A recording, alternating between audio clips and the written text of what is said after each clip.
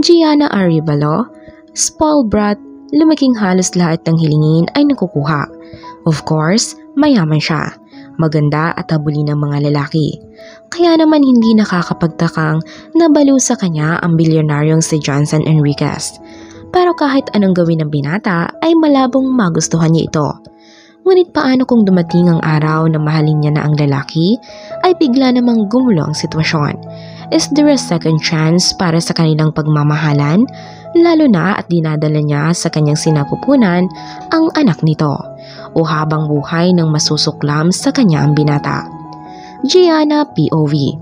Good morning, Manang. Masiglang bati ko sa matandang katulong. Bata pa lang ako ay siya nang nag-alaga sa akin. Kaya naman mas malapit ang loob ko sa kanya at halos kilala na rin ang isa't isa. Sina mami kasi palaging busy. Pero okay lang. Lahat naman ng hilingin ko sa kanila ay naibibigay kaagad nila. O iha, gising ka na pala. Sakto, palato na itong niluluto ko. Maupo ka na lang dyan. Nakangiting balikbati niya sa akin. Hindi ko naman maiwasang huwag mapangiti. Ang lambing niya kasi sa akin. Kagad na akong naupo at matamang pinanood na lang siya. Nga pala, galing dito si Johnson kanina. Po? Halos mapatayo pa ako sa gulat nang marinig ang pangalan ng lalaking iyon. Ano kayo ba naman, iha? Bakit basta-basta ka na lang sumisigaw dyan? Sapo ang dibdib na hinarap niya ako. Pasensya na po, nagulat lang. Naku kang bata ka. Hindi ka pa nasanay kay Johnson. Palagi naman yung napunta dito para makita ka. Lihim akong napairap nang marinig ang sinabi niya. Ang Johnson kasi na tinutukoy niya ay ang bilyonaryong anak ng kaibigan nila mami. Sa lahat ng bilyonaryo, siya lang ang pinakamakulit na nakilala ko. Oo, at gwapo nga siya. Macho at pinagkakaguluhan. Ang kaso, hindi ko siya type. Hindi ko nakikita ang sarili kong magkakagusto sa kanya. Kaya nga todo iwas ang ginagawa ko. Baka mamaya maisipan pa ni ng mami na i-arrange marriage kami na huwag naman sana. Ayaw ko talaga sa kanya. Ang gusto ko, yung ako ang naghahabol. Asa na po siya ngayon? I'm here, Gia. Miss me? Ramdam ko ang pagbilis ng tibok ng puso ko nang marinig ang baritono niyang boses. Mukha mo. Nakangiwing nilingon ko siya para lang matigilan na naman sa itsura niya. Dump this man. Bakit ba palagi na lang niyang pinapabilis ang tibok ng puso ko? Pero sa bagay, sino bang hindi matitigilan sa ayos niya?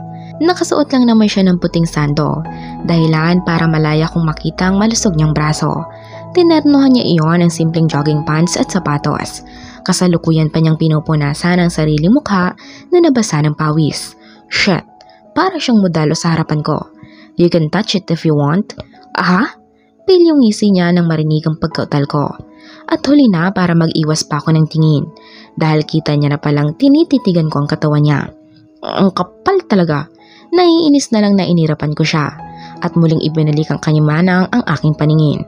O iho, tamang-tama ang dating mo. Okay na itong niluluto ko.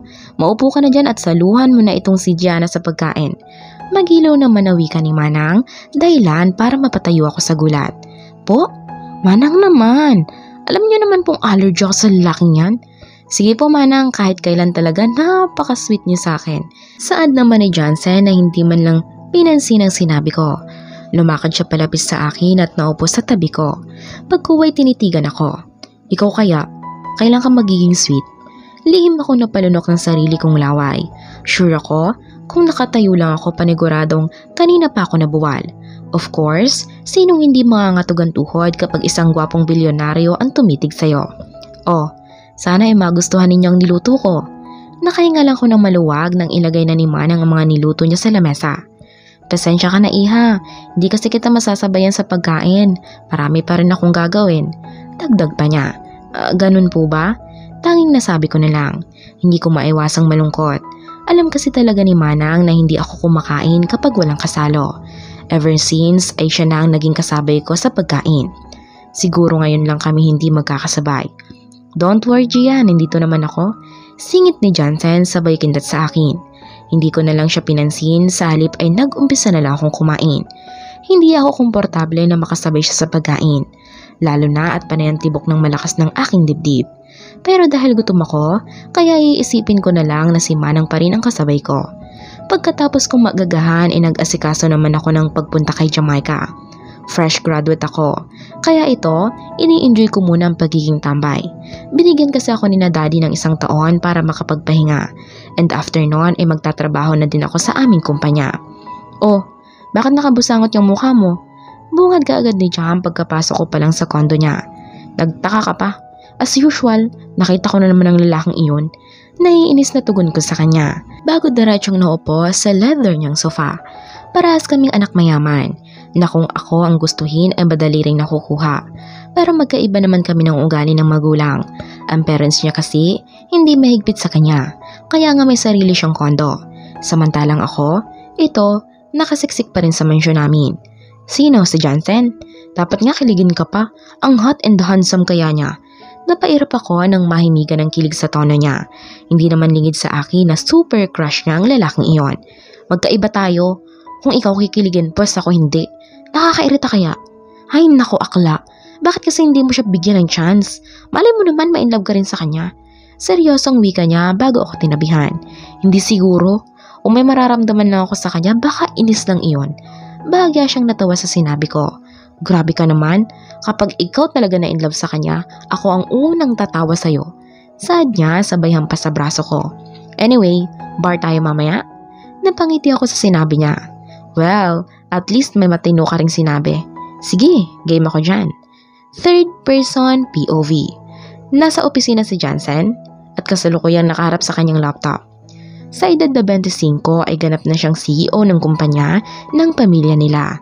Hindi naman kasi malabong makamit niya ang bagay na iyon, bukod kasi sa masipag siya sa trabaho ay talagang maaasahan pa siya. Kaya nga sobrang pagmamahal sa kanya ng mga staff ng kumpanya. Naagaw lang ang atensyon ni Jansen nang biglang mag-ring ang kanyang cellphone. Hello sir?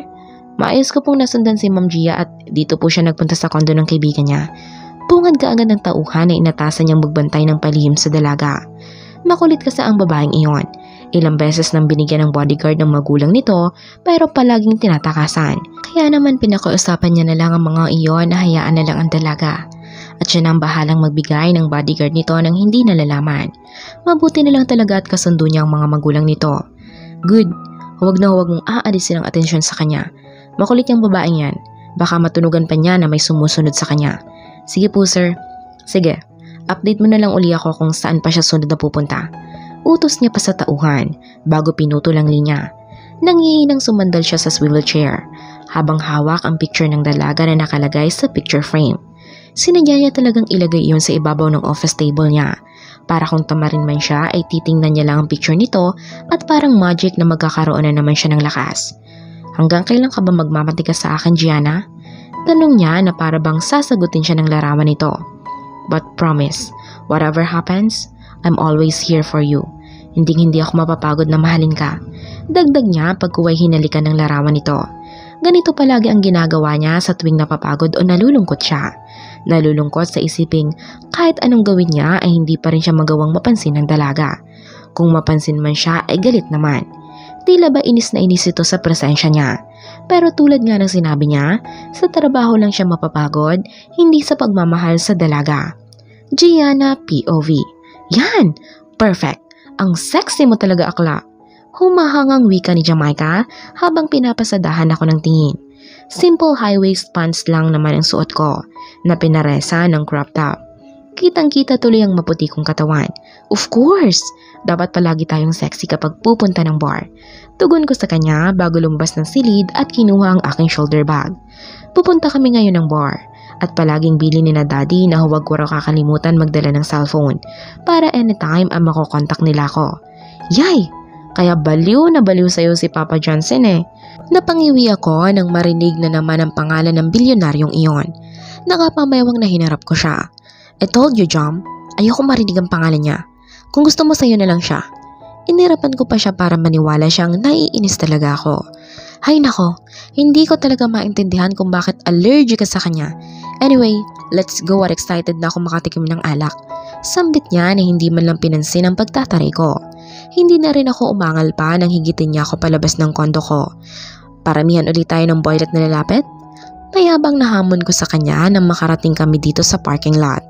Tumigil siya sa paglalakad at naningkit ang mga matang hinarap ako. Yabang mo, porque mas maraming nalapit sa'yo? Pero sige, go ako dyan. Kapag nanalo ako, jojowain mo na si Johnson. What? Nanlalaki ang mga matang tinitigan ko siya. Nababaliw ka na talaga, Jam. No, I'm not. Bakit? Natatakot ka bang matalo ngayong gabi? Nanunuring tiningnan niya pa ako. Matagal ko siyang tinitigan bago marahas na bumuntong hininga pagkuway tumango. Fine, whatever. Buang loob ko na pumayag sa kondisyon niya. Siyempre, palagi naman akong nananalo sa kanya. Ganito lagi ang ginagawa namin sa tuwing pupunta ng bar. Magpaparamihan kami kung ilang lalaki ba ang lalapit sa amin at aayain kaming sumayaw. Nagpatuloy na kami sa paglalakad hanggang mapatapat sa kanya-kanya naming sasakyan. Ngunit hindi pa man ako tuluyang nakakapasok sa aking kotse ay bigla namang sumulpot si Johnson. Ano namang ginagawa ng bilyonaryong ito dito? Mahinang tanong ko sa aking sarili. Hi Gia, may pupuntahan yata kayo? Tanong niya nang makalapit sa akin and as usual nakangiti na naman siya. Tuloy ay nanginginig na naman ang tuhod ko. Hi Johnson. Yes, punta lang kami sa bar. You want to come? Tugon ni Jam na hindi pa rin pala nakakasakay sa kotse niya. Jamaica? Naiinis na nilingon ko siya at pinanlikihan ng mata. Pero tanging ngiti lang din ang ginawa niya sa akin. Kung pwede, why not? Hindi pwede Johnson. Girls banding ito so you're not allowed to come. Bye. Hindi ko na siya hinintay pang makasagot dahil kaagad na akong sumakay sa aking kotse at nagmaneho na. Heaven's Bar? Maingay siksikan ng mga tao at sari-saring amoy agad na sumalubong sa amin pagkapasok pa lang namin dito sa bar. Pero hindi naman nabago ito sa akin. Taong bar ako kaya naman sanay na talaga ako sa eksenang ito. Halos kilala na rin ako ng mga bartenders dito. Anong drinks mo, Miss Ganda? Tanong ng waiter na halata namang nagpapakyut sa akin. Yung dati pa rin, simpleng tugon ko sa kanya. Sige, libre ko na para sa'yo. Saad pa nito bago ako kinindatan. Lihim na lang akong napangiwi sa inasta niya. Pagkuway binalingan si Jam. 1 points para sa akin. Buruha ka talaga. Whatever. Mahaba pa naman ang oras. Siguradong ako ang mananalo ngayon. She didn't flip her hair. Maldita talaga. I'm sure natatakot siyang matalo ngayon. Ewan ko ba niyan sa babaeng iyan? Gustong gusto na maging jowa ko ang Johnson na iyon. Okay, let's see. Nang dumating ang drinks namin ay inubos na lang muna namin iyon habang nagmamasid sa paligid. May ilang lalaki akong napapansin na nakatingin sa akin at tila gustong lumapit. Pero hindi ko alam kung bakit hindi naman lumalapit. 8 points para sa akin. Nilingon ko ang kaibigan ko nang laklaki na naman ito ang bote ng alak. Mukhang lasing na siya pero hindi pa rin nakakalimutan ang deal namin. How about you, Akla? Ilan nga? 1 point pa rin. Ayos lang yan. Pang-aasar niya sabay tapik sa balikat ko. I just rolled my eyes nang marinig ang tawa niya. Tuwang-tuwa ang bruha. Pero hindi dapat ako pakampante. Ayoko talagang juwain ng lalaking iyon. Naiimbyan nang nilibot ko na lang ng tingin ang paligid. Lumalalim na ang gabi, kaya naman medyo nagiging wild na rin ang mga tao sa paligid. Tulad na lang sa kabilang table, kulang na lang ay hubaran na ng lalaki ang babaeng kahalikan nito. Nilipat ko na lang sa ibang aking tingin, hanggang sa mapatingin ako sa table, di kalayuan sa pwesto namin. Hindi pa naman ako lasing, alam ko iyon, pero halos magsalubong ang mga kilay ko nang makita si Johnson na may kahalikang ibang babae. Ang lalaking iyon? Third person POV. Kanina papilit pinagtatabuyan ni Johnson si Laura, pero ang babae, tila walang balak na lubayan siya. Please Johnson, ako na lang kasi. Ano bang meron ng babaeng iyon na wala sa akin? Di hamak naman na mas kaya kitang paligayahin sa kama. Kulang na lang ay maglumuhod dito sa harapan niya. At dahil alam niyang nasa paligid lang si Gia, sinundan niya kasi ito sa bar kaya naman pilit niyang pinapatayo ang babae. Sinenyasan niya na rin ang mga tauhan na huwag na silang lapitan. Makagawa pa sila ng eksena doon. Kilala niya pa naman ang ugali ni Laura. Talagang gagawa ito ng eksena or worst, idamay pa nito ang mahal niya. Enough Laura! Just get fucking out of my sight. Mahina ngunit mariing sambit niya. O baka gusto mong ipakaladkad pa kita sa mga tauhan ko. Hindi siya mahilig manakit ng babae, pero mukhang mapapasubok yata siya ngayon. No, hindi kita titigilan hanggat hindi mo nare-realize na hindi ka naman kayang mahalin ni Gia. Dahil ako lang ang nagmamahal sa'yo. Humakbang ito palapit sa kanya. At huli na para makaiwas pa siya dahil mabilis na nitong naipulupot ang mga kamay sa batok niya at siniil siya ng halik. Saglit lang siyang natigilan at nang maalalang may posibilidad na makita sila ni Gia ay marahas niyang naitulak ang babae. Binalaan na kita. Nagtagis ang bagang niya sa galit. Pagkuway binalingan ng mga tauhan at sinay niya sana paalisin na ang dalaga nang hindi gumagawa ng anumang komosyon. Nangigiti ng mga ito ang dalaga ay kaagad niyang nilingon ng table ni Gianna at gano'n na lang ang pagtataka niya nang hindi niya ito makita roon. Nag-aalalang tumayo siya at inilibot ng tingin ng paligid. Umigting ang panga niya nang makita kung nasaan ito. Talagang sinusubukan mo ako, Gianna? Ano kaya ang susunod na mangyayari? Abangan po natin sa susunod na kabanata. Thank you and God bless.